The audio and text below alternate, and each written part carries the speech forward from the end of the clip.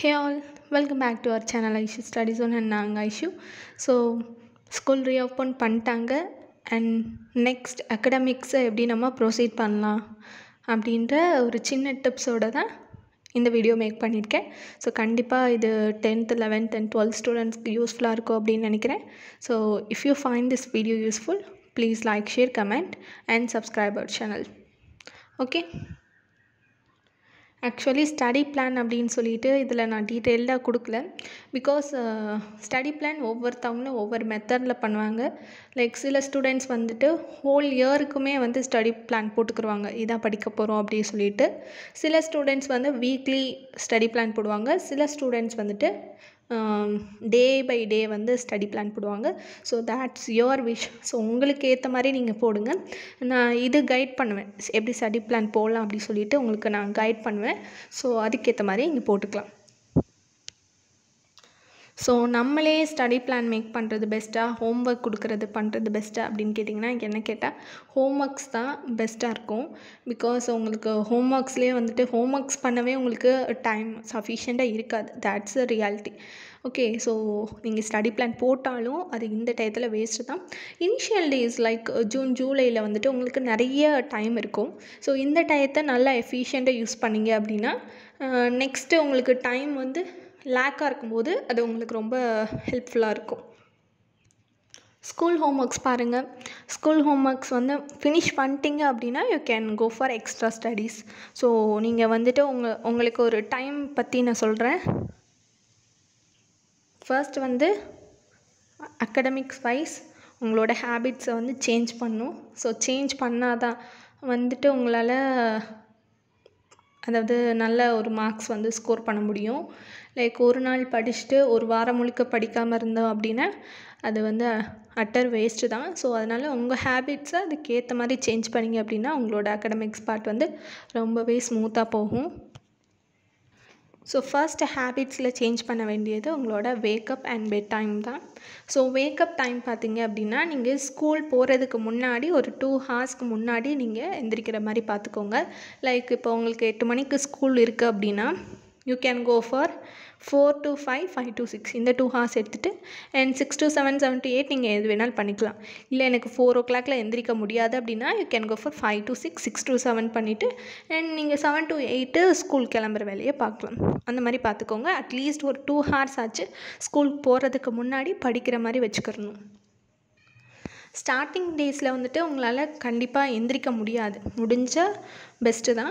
முடியலை அப்படின்னா ஒரு 30 மினிட்ஸ்க்கு முன்னாடி எந்திரிக்க பாருங்கள்.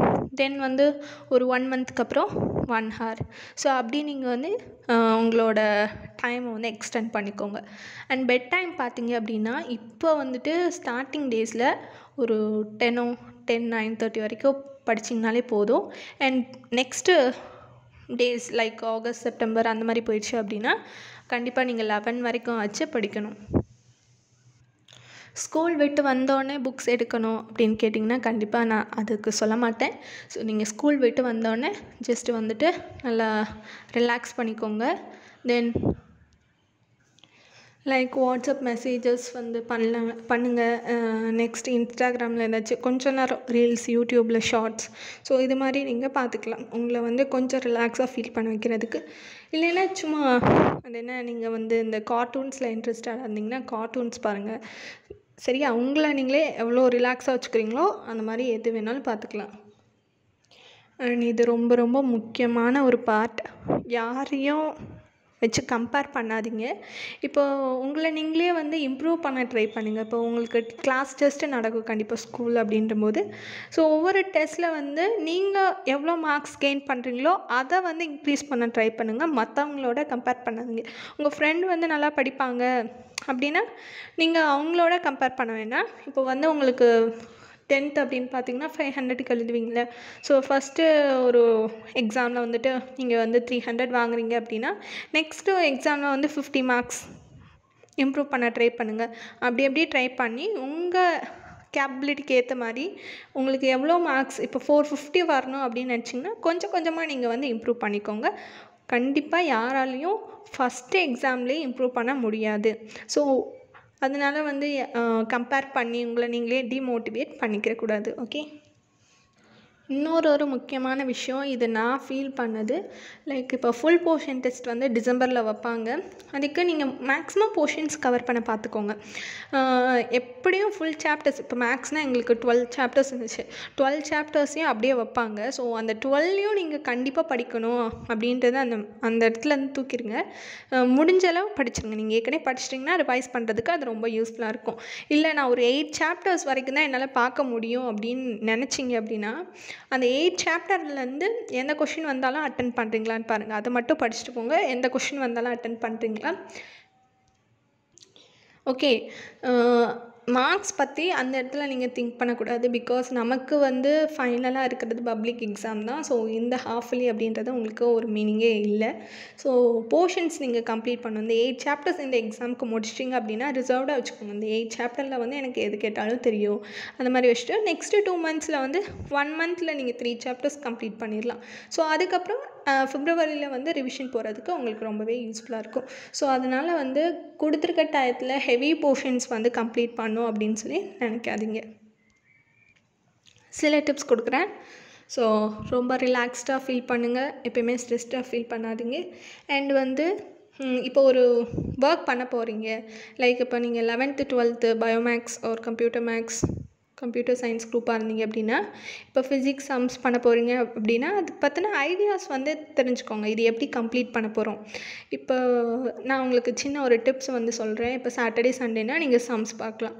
ஓகேயா? ஸோ இந்த ஐடியா வந்து உங்களுக்கு தெரியணும். சும்மா எப்பப்போ டைம் கிடைக்குதோ அப்போ பார்த்துட்டு அப்படியே விட்டுறக்கூடாது. ஸோ சாட்டர்டே சண்டே வந்து நீங்கள் சம்ஸ் பார்க்குறதுக்கு வச்சுக்கிறணும். அண்ட் அதை ஒர்க் அவுட் பண்ணி பாருங்கள். ஃபைனல் ஆன்சர் நோட் பண்ணுங்கள். ஃபார்முலாஸ் எழுதி பாருங்கள். இந்த மாதிரியான வேலைகள் நீங்கள் பார்க்கலாம். ஸோ அதை பற்றின ஐடியா உங்களுக்கு தெரியணும். ஓகே. ஸோ நெக்ஸ்ட் வந்து உங்கள் ஃப்ரெண்ட்ஸ் கூட டீச் பண்ணி பழகுங்க. உங்களுக்கு தெரிஞ்ச விஷயத்தை மற்றவங்களுக்கு டீச் பண்ணும்போது தான் உங்களுக்கு எவ்வளோ புரிஞ்சிருக்கு அப்படின்றது உங்களுக்கும் தெரியும். மற்றவங்களுக்கும் அது புரிகிற வச்சு நம்ம நல்லா சொல்லி கொடுத்துருக்கோம் அப்படின்றது உங்களுக்கு தெரியும். சரியா? அதனால் ஃப்ரெண்ட்ஸ் கூட நல்லா டீச் பண்ணுங்கள். ஃப்ரெண்ட்ஸ் இல்லை, மோஸ்ட்லி ஃப்ரெண்ட்ஸ் இருப்பாங்க. இல்லை அப்படின்னா உங்களுக்கு நீங்களே டீச் பண்ணிக்கோங்க. ஏன்னா வீட்டில் வந்து நீங்களாக தான் படிக்க போகிறீங்க. அப்படின்னும் போது நீங்களாக வந்து மனசுக்குள்ளே நினச்சிட்டு டீச் பண்ணுற மாதிரி நினச்சிட்டு படிங்க. இது ரொம்ப ரொம்ப இம்பார்ட்டண்டானது. Two maths daily. கண்டிப்பாக நீங்கள் அட்லீஸ்ட் ஒரு 1 hour ஆச்சு ஸ்டார்டிங்லேருந்து நீங்கள் வந்து போடணும். அண்டு முடிஞ்ச அளவு டே பை டே 1.5 hours படிக்கிற மாதிரி வச்சுக்கோங்க. அட்லீஸ்ட் 1 hour ஆச்சு இனிஷியலாக படிங்க. இன்னைக்கு கொடுத்துருக்க போர்ஷன்ஸை நீங்கள் கம்ப்ளீட் பண்ணுங்கள். இன்றைக்கி என்னென்ன நடத்தியிருக்காங்களோ அது எல்லா சம்ஸையும் பாருங்கள். இது மேக்ஸ் மட்டும் இல்லாமல் எல்லா சப்ஜெக்ட்ஸ்க்கும் அதே மாதிரி தான். இப்போ நீங்கள் வந்து சென்டம் எடுக்க 1 marks ப்ரிப்பேர் பண்ணுறீங்க அப்படின்னா அன்றைக்கி நடத்துனதுலேருந்து என்னென்ன 1 marks கேட்கலாம் அப்படின்னு சொல்லிட்டு ஒவ்வொரு எக்ஸாம் வரும்போதும் பார்த்துக்கோங்க.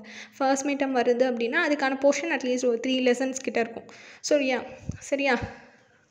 அப்போ நீங்கள் அந்த 3 lessonsல இருக்கக்கூடிய சம்ஸு, அப்புறம் புக்கிங் கொஷின்ஸ், 1 marks எல்லாமே நீங்கள் தரவு பண்ணிக்கிறணும். அண்ட் முன்னாடி சொன்ன மாதிரி தான் சோஷியல் மீடியா யூஸ் பண்ணவே பண்ணாதீங்கன்னு நான் சொல்லவே மாட்டேன்.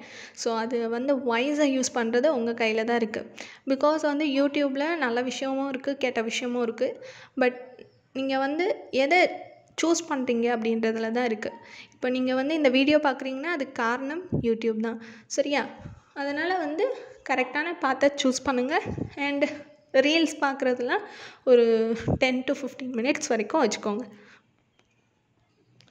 எப்போயுமே படிச்சுக்கிட்டே இருந்தீங்கன்னா உங்களுக்கு வந்து எக்ஸாம் ஹாலில் டைம் வந்து நீங்கள் எவ்வளோ கன்சியூம் பண்ணுறீங்க அப்படின்றது உங்களுக்கு தெரியவே வராது. ஸோ அட்லீஸ்ட் 1 hour வந்து ஒரு நாளைக்கு ரைட்டிங் ப்ராக்டிஸ் எடுத்துக்கோங்க. ஓகே. ஸோ ஒரு 30 minutes to 1 hour வந்துட்டு நீங்கள் ரைட்டிங் ப்ராக்டிஸ் எடுங்க. தமிழில் எழுதி பாருங்கள். உங்களுக்கு மெமரைஸ் ஆக சில டிப்ஸ் கொடுக்குறேன். இப்போ ஃபார்முலா வந்து மேக்ஸில் படிப்பீங்க அப்படின்னா ஃபார்முலா ஷீட் நம்ம சேனலில் வந்து ஷீட் போட்டிருக்கேன் 12th மேக்ஸ்க்கு. ஸோ அதை ரெஃபர் பண்ணுங்கள், எப்படி எழுதியிருக்கேன்னு பாருங்கள். ஸோ அது மாதிரி ஒவ்வொரு சாப்டர்ஸ் கம்ப்ளீட் ஆகும்போது அந்த சாப்டரில் என்னென்ன ஃபார்முலா யூஸ் ஆகுது அப்படின்னு சொல்லிட்டு ஒரு பேப்பரில் எழுதிக்கோங்க. எழுதிட்டு நீங்கள் அடிக்கடி பார்க்குற இடத்த வந்து அது பேஸ்ட் பண்ணிக்கோங்க. மிரர் தான் மோஸ்ட்லி வந்து நம்ம பார்த்துட்டே இருப்போம். ஸோ மிரர் பாருங்கள். வேறு எங்கே வேணாலும் உங்கள் வீட்டில் வந்து பேஸ்ட் பண்ணி பார்த்துக்கோங்க. ஸோ நெக்ஸ்ட்டு செகண்ட் பார்த்திங்க அப்படின்னா தமிழ் போயம்ஸ் எழுதும்போது ரைட்டிங் ப்ராக்டிஸ் ரொம்பவே முக்கியம். ஸ்பெல்லிங் மிஸ்டேக் அதிகமாக கம்மி பண்ணுறதுக்கு முக்கியமான பார்ட்டு இந்த ரைட்டிங் ப்ராக்டிஸ். அண்ட் எழுதினோன்னா நமக்கு போயம் ஃபுல் மார்க்ஸ் கிடச்சிடும் அப்படின்னு நிறுத்தாமல் அதை திரும்பி ரீகரெக்ஷன் பண்ணி பாருங்கள். உங்களோட மிஸ்டேக் எங்கே விடுறீங்க அப்படின்றத தெரிஞ்சுக்கோங்க. அண்ட் பயாலஜி குரூப்பாக இருந்தீங்க அப்படின்னா டயக்ராம்ஸ்க்கு கண்டிப்பாக உங்களுக்கு தேவை.